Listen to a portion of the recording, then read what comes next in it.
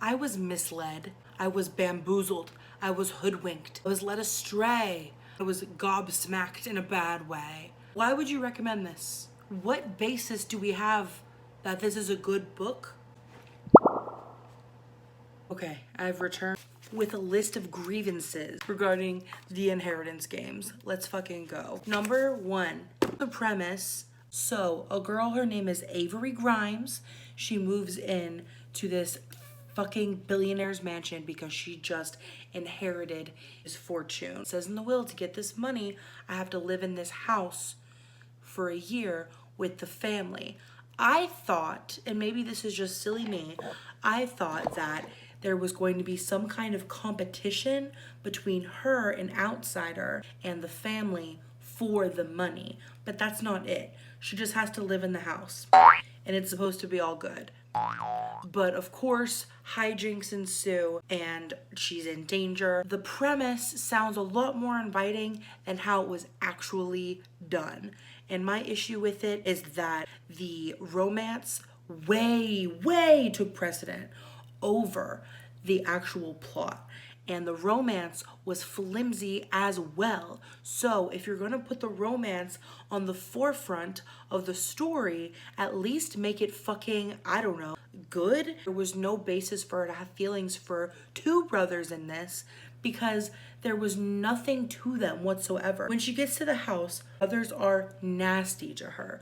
At one point after the will is read, one of them says, I think you need to get out. Her internal monologue is like, I was thinking about his lips, his green eyes twinkled in the light.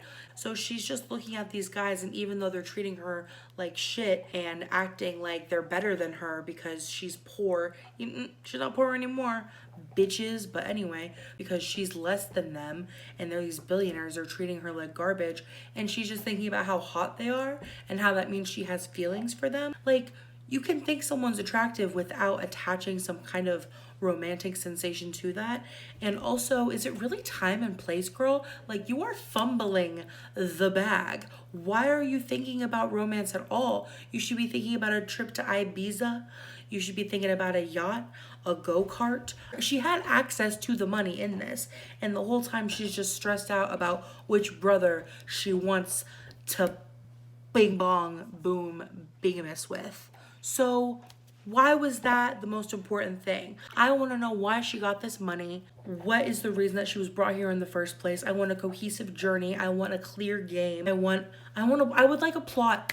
Personally, I'd like a plot in a book. And if it's going to be a character study only, at least make it interesting. She trusts these two guys blindly throughout the whole thing, even though she's constantly put in danger. I don't know what it was, but the way he was looking at me, I just felt like I should trust him. I guess it was just the look in his eyes. It was always shit like that. By the way he touched me, I could tell he cared. I was like, no. Things he's saying is that he's gonna choose his family over you, is using you to try and figure out this puzzle. The red flags, they're waving. They're waving in the air, and I don't understand how this girl is supposed to be portrayed. Her whole thing is that she's smart and good at riddles. She's not getting the riddle of how men ain't shit.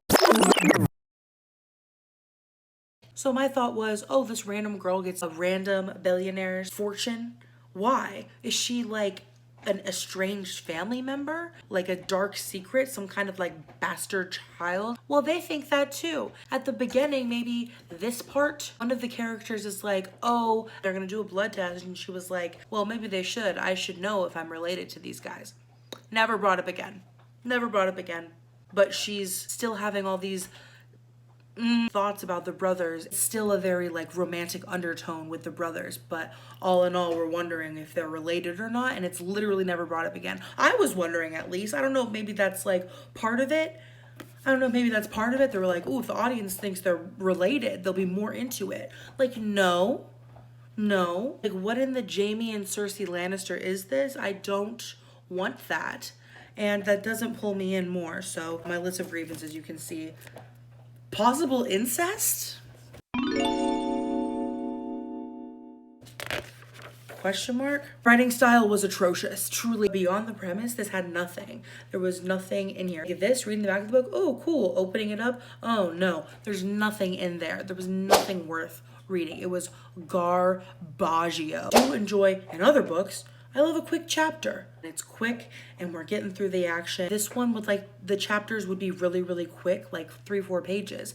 It would end on a cliffhanger, but it would always be dialogue. It would be her in a conversation with one of the brothers and then him revealing something like big. And this isn't too spoilery. They're in a conversation and he says, everything our family touches burns to the ground. And then it just cuts to the next chapter. It's like, if you're in a conversation with someone, you'd be like, what do you mean by that?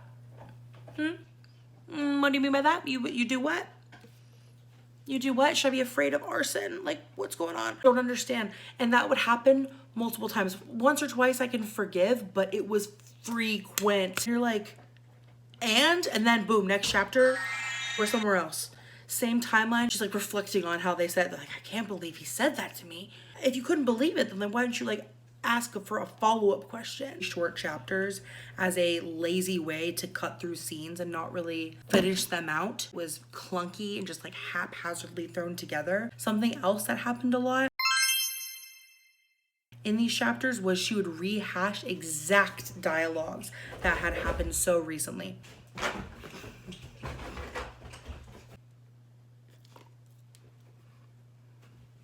She will rehash the exact same dialogue again, and this happened more than once.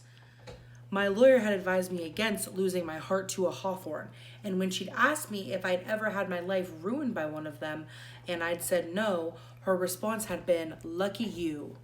I wrote, yeah, I was there 30 pages ago, and let's talk about the characters.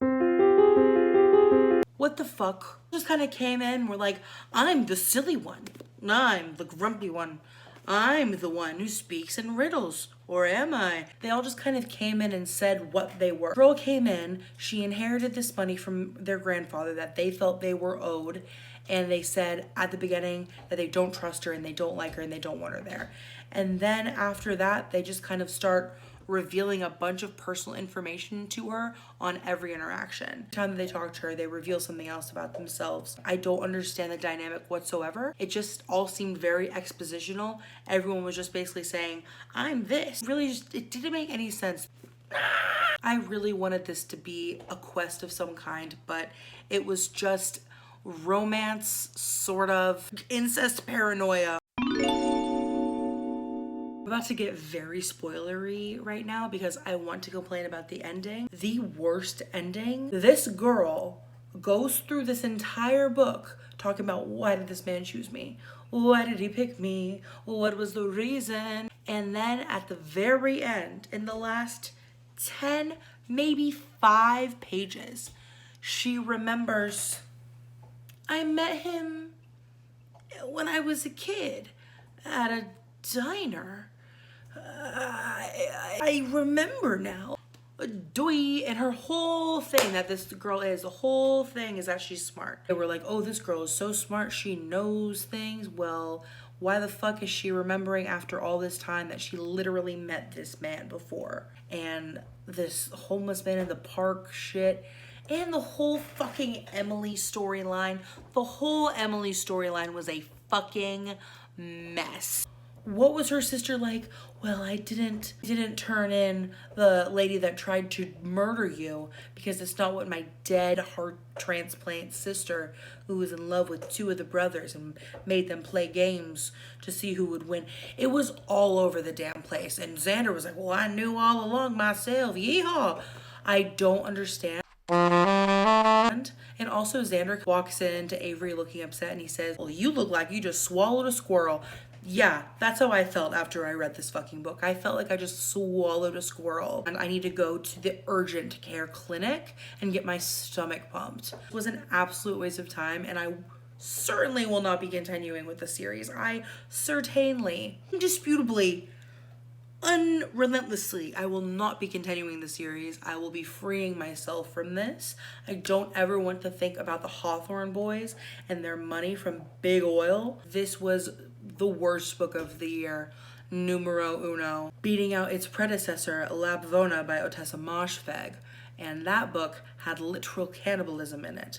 So that's really saying something. 1 star. It's so bad, I want to give it a 0, but that's not possible. So I give it a 1. We'll give it the 1 because it's a beautiful cover. Love the cover. Every little thing on it, all of these end up being relevant to the story. Cover art is beautiful. This made me want to read this, but this one is better than all this. Yeet. Done with that. Goodbye, farewell, no more. Gonna read something that doesn't hurt my brain cells and make me wish for the sweet release of death.